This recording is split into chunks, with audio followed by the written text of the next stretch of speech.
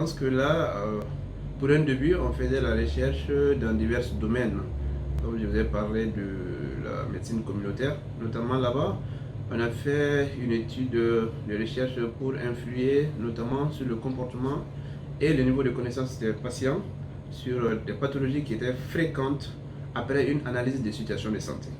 Ce qui nous a permis d'évaluer au début de l'étude, 92% des patients n'avaient pas cette connaissance nécessaire pour pouvoir faire un changement de comportement et améliorer leur style de vie.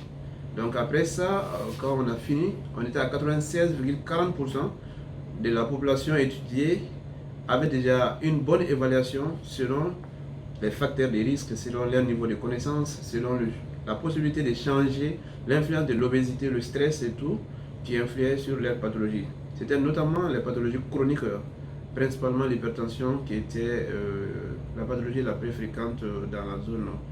Nous parlons là d'une population de 1500, là où j'étais chef de poste. Donc après ça, j'ai aussi fait des études par rapport à la pédiatrie, notamment la neurophysiologie, de l'encéphalopathie hypoxico-ischémique, qui nous a permis quand même de faire ressortir l'importance de l'utilisation de tests neurologiques, notamment l'électroencéphalogramme pour déterminer son importance et son efficacité dans les diagnostics précoces et la prise en charge opportune pour prévenir les complications qui émanent de cette pathologie. Alors là, après, quand j'ai embrassé la chirurgie plastique et la biologie, en tout cas, là, en ce moment, notre recherche s'est basée, sinon focalisée sur ces domaines-là. Et là, on a fait des études sur les infections liées aux brûlures, c'est-à-dire les facteurs pronostiques associés aux brûlures, notamment sur les brûlures adultes.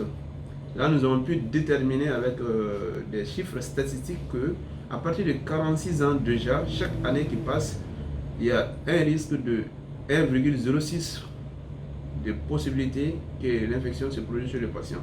En plus, on a vu que chaque fois que le séjour hospitalier passait d'un jour, donc il y a encore une possibilité de 1,16 fois de faire l'infection par rapport aux autres patients qui ont moins de séjours. Ainsi, on a vu que 2,15 fois était possible pour chaque pourcentage de profondeur de la brûlure qui se produisait chez nos patients.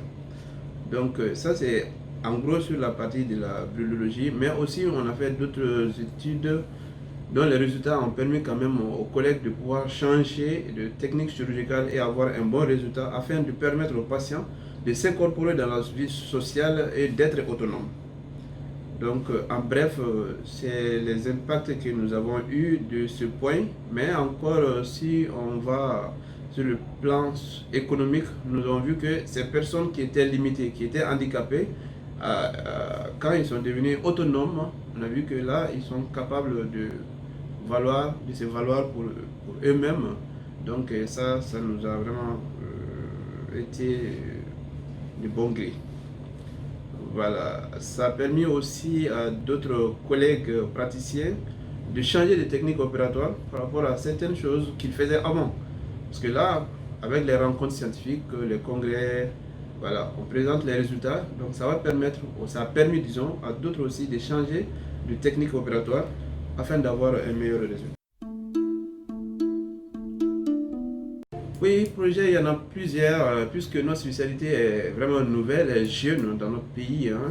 Nous sommes deux pour tout le Mali pour le moment. Donc, nous sommes vraiment à un tout début. Donc, premièrement, nous avons remarqué qu'il y a beaucoup de pathologies, notamment les séquelles de brûlure, sont beaucoup plus fréquentes au Mali. Alors là, il faudra faire une étude sur ça. Une étude dans laquelle peut-être il faut mener en deux phases. Une phase là où il faut faire un changement de comportement et une deuxième phase, voir les moyens et les possibilités de pouvoir réduire, anéantir ces séquelles qui vraiment handicapent les personnes à réaliser leur activité normalement. En plus de cela, si on veut aller beaucoup plus loin, je pense que les brûlures constituent aussi un problème de santé publique. Et il y a des études qui ont démontré au Mali que 47,1% de ces patients, la plupart des fois dans les temps passés, faisaient des séquelles.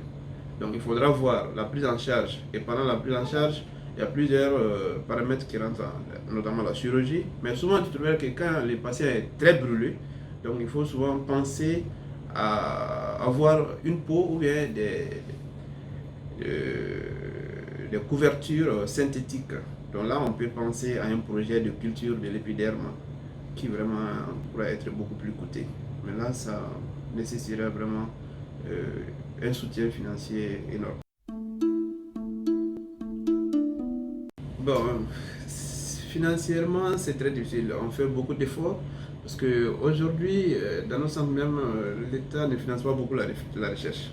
Si on essaie de faire, de regarder un peu en arrière, tu trouveras qu'il y a des années où la ligne de recherche n'a même pas de fonds. Mais on fait l'effort en collaboration avec d'autres collègues, on s'associe et donc on fait les recherches dans la mesure où on peut.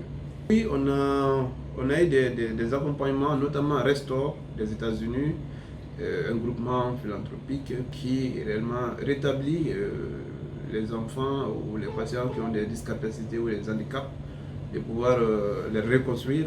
En plus de cela, aussi, il y a la chaîne de l'espoir qui nous appuie, notamment en produits et certains petits matériels qui nous permettent de prendre en charge certains indigents. Donc, à part ça aussi, il y a la Croix-Rouge aussi internationale qui nous appuie. Par rapport à la population, je pense que notre raison d'être, c'est la population. Mais leur collaboration est capitale pour la réussite de notre mission, qui est être là pour le bien-être de la population, en remédiant les maux qui nous amènent. Donc là, s'il y a une bonne collaboration et ils arrivent à intégrer nos informations et nos conseils dans leur vie quotidienne, je pense qu'on pourrait quand même anéantir beaucoup les choses que nous pouvons avoir comme fléau. Par rapport aux collègues, ce que je demande, c'est une collaboration franche et former des équipes diversifiées et faire des études multidisciplinaires sur des pathologies qui nous permettra d'apporter des solutions idoines pour la prise en charge des malades. L'État, c'est vraiment ce que je vais lui demander, c'est d'accompagner les chercheurs et les jeunes surtout, parce que le futur de ce pays repose sur les jeunes. Si on essaie de voir, la population malienne est vraiment jeune. Alors il y a des jeunes qui viennent avec beaucoup d'engouement, beaucoup d'envie de faire pour le pays, mais généralement nous sommes butés à des problèmes qui découragent et qui fait que réellement il y a beaucoup de jeunes qui viennent mais ils retournent. Voilà. Vraiment un appui et un accompagnement, c'est ça que je demande à l'État, et vraiment de valoriser la recherche.